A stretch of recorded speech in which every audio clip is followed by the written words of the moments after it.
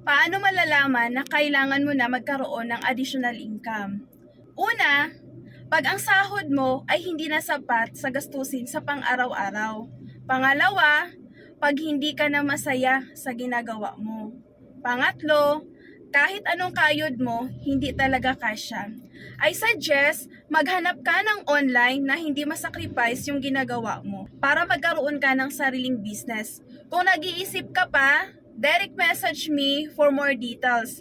Lakas ng loob ang puhunan ko dito. Hindi ko rin to linya, pero nilinya ko at inaral. At isa ako sa natulungan ng online business na dati walang tiwala sa sarili, laging takot, pero pag willing ka pala at gusto mo may magbago sa buhay, may gagawin ka talagang bago at lagyan siya ng puso ang ginagawa mo. Walang imposible sa taong may pangarap. God bless everyone!